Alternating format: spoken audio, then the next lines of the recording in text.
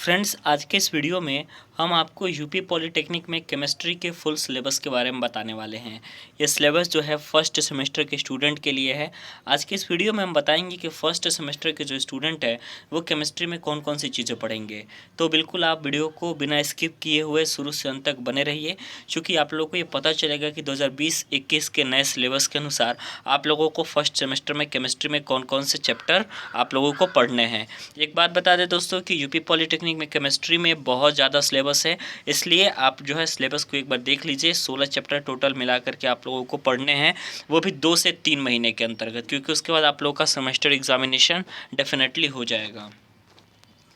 बात करते हैं दोस्तों डिटेल कंटेंट में चैप्टर नंबर 1 की। तो चैप्टर नंबर 1 है आपका एटॉमिक स्ट्रक्चर, ठीक है। और इसमें आप लोगों को सबसे पहले बात अणुओं के बारे में पढ़ना है, बेसिक कॉन्सेप्ट अणु का पढ़ना है।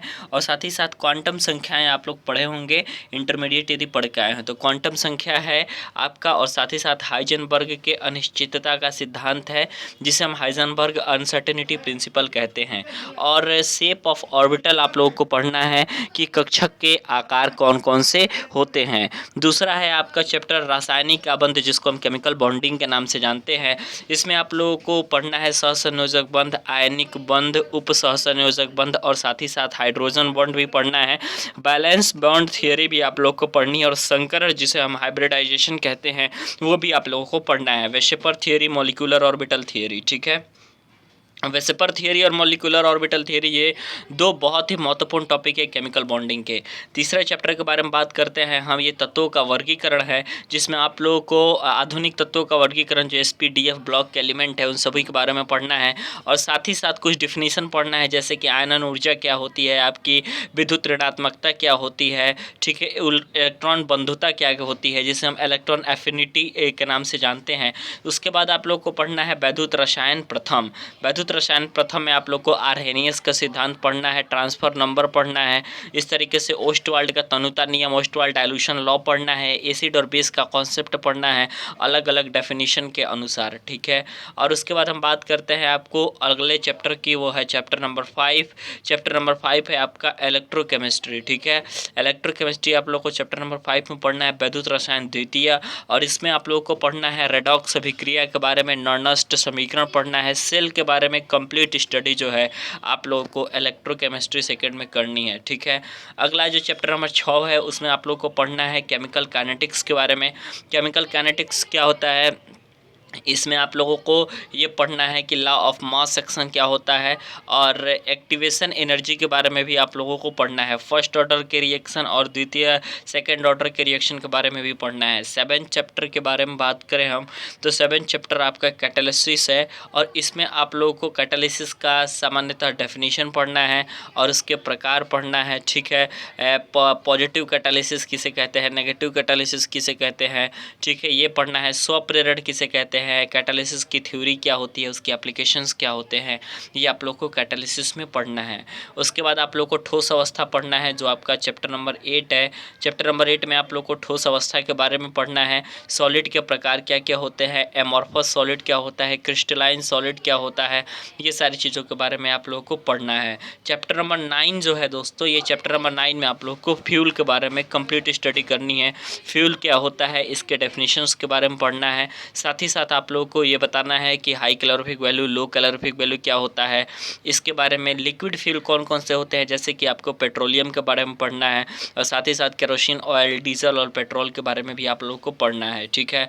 वाटर ट्रीटमेंट आपको बता दें चैप्टर नंबर 10 है। चैप्टर नंबर 10 आप लोगों को पढ़ना है वाटर ट्रीटमेंट के बारे में, ठीक है। इसमें जल की कठोरता के बारे में पढ़नी है, जल कठोर क्यों होता है, इसको शुद्धिकरण की क्या मेथड होती है, EDTA मेथड आप लोगों को पढ़ना है, ठीक है। Disadvantage of hard water in different industries, different industries में हार्ड वाटर का क्या क्या डिसएडवांटेज होते हैं, ये भी पढ़ना है आप लोग को। स्केल किस तरीके से फॉर्म हो जाता है, स्लर्ज फॉर्मेशन, स्केल फॉर्मेशन आप लोगों को पढ़ना है। साथ ही साथ कोरोशन के बारे में उसके बाद हम आपको बता दें क्लोरीनीकरण होता है आपका, ओजोन, ये सारी चीज़ों के बारे में आपको पढ़ना है। BOD COD भी पढ़ना है, definition of BOD and COD। उसके बाद आपका चैप्टर नंबर 11 है। चैप्टर नंबर 11 में आप लोगों को पढ़ना है colloidal state of matter, matter की कोलाइडी अवस्थाएँ क्या क्या होती हैं ये आप लोग को पढ़नी है। कोलाइडल सॉल्यूशन किसे कहते हैं, कोलाइडल के मेथड ऑफ प्रिपरेशन क्या क्या होते हैं, ये भी आप लोगों को पढ़ना है। ठीक है, तो ये पूरे चैप्टर में बहुत सारी चीज़ें पढ़नी है। सारे डिटेल सिलेबस जो है हमारे चैनल पर आप लोग को पढ़ाया जाएगा। अगला चैप्टर जो है चैप्टर नंबर 12, इसमें है आपका ल्यूब्रिकेंट, जिसको हम स्नेहक कहते हैं। जैसे कि आप देख सकते हैं दोस्तों कि यूपी पॉलिटेक्निक में केमिस्ट्री में काफ़ी ज़्यादा सिलेबस है, तो ल्यूब्रिकेंट स्नेहक में आप लोग को स्नेहक की डेफिनेशन पढ़नी है। ठीक है, साथ ही साथ उनका मैकेनिज्म पढ़ना है, इनकी प्रॉपर्टी पढ़नी है स्नेहक की, और क्या क्या स्नेहक होते हैं, इसकी इंडस्ट्रियल एप्लीकेशंस क्या क्या होते हैं स्नेहक के, इन सारी चीज़ों के बारे में पढ़ना है। उसके बाद आते हैं हम ऑर्गेनिक केमिस्ट्री पे। तो ऑर्गेनिक केमिस्ट्री में सबसे पहली बात आप लोग को हाइड्रोकार्बन पढ़ना है, जो कि चैप्टर नंबर 13 है। और हाइड्रोकार्बन में आप लोग को क्लासिफिकेशन पढ़ना है, IUPAC नोमेनक्लेचर पढ़ना है, और साथ ही साथ होमोलोगस सीरीज़ के बारे में भी आप लोग को पढ़ना है। होमोलोगस सीरीज़ आप लोग पढ़ लेंगे तो उसके बाद आप लोग को पढ़ना है कि इथेन, इथीन और इथाइन जो होते हैं, इनका मेथड ऑफ प्रिपरेशन किस प्रकार से होता है, और बेंजीन और टॉल्यूइन के बारे में भी आप लोग को पढ़ना है। ठीक है, अगला नंबर चैप्टर नंबर 14 में आप लोग को पढ़ना है, ये भी ऑर्गेनिक केमिस्ट्री का ही पार्ट है।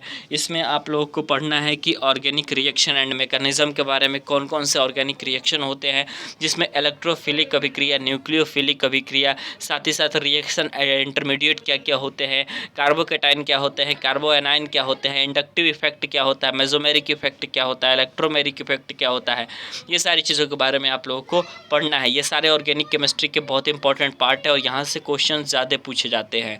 15 नंबर चैप्टर की बात करें तो 15 नंबर चैप्टर जो है हमारा पॉलीमर है, जिसमें पॉलीमर क्या होता है, उसके वर्गीकरण किस प्रकार से होते हैं, एवरेज डिग्री ऑफ पॉलीमर किसे कहते हैं।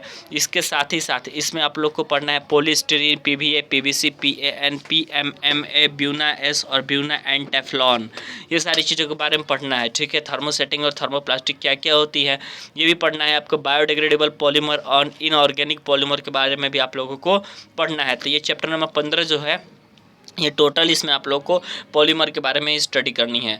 अगला हम बता दें, अगला और आखिरी चैप्टर होता है यूपी पॉलिटेक्निक अप्लाइड केमिस्ट्री का, वो होता है आपका सिंथेटिक मटेरियल। सिंथेटिक मटेरियल में आप लोग को पढ़ना है फैट एंड ऑयल के बारे में, और इसमें साबुन बनने की जो प्रक्रिया होती है, जिसको हम सपोनिफिकेशन, हिंदी में इसको साबुनीकरण कहते हैं, वो कैसे बनता है, साबुन बनाया कैसे जाता है, उसका मैन्युफैक्चरिंग क्या क्या होती है, उसके बनाने में जितने सारे टर्म होता है उसके बारे में पढ़ना है। साथ ही साथ आप लोग को सिंथेटिक डिटर्जेंट के बारे में पढ़ना है, और टाइप ऑफ डिटर्जेंट और उसके बनाने की विधि, जिसको हम एंडिट्स मैन्युफैक्चरिंग के नाम से जानते हैं, TNT, RDX, डायनामाइट, ये सारी चीज़ों के बारे में पढ़ना है। साथ ही साथ आप लोगों को पेंट एंड वर्निश के बारे में भी पढ़ना है, यहाँ से भी प्रश्न पूछे जाते हैं। तो इस तरीके से आप देख सकते हैं दोस्तों कि यूपी पॉलिटेक्निक अप्लाइड केमिस्ट्री में जो जो चीज़ें पढ़नी है मैंने आप लोग को वीडियो के माध्यम से बता दिया। वीडियो पसंद आए तो आप लाइक ज़रूर करिएगा।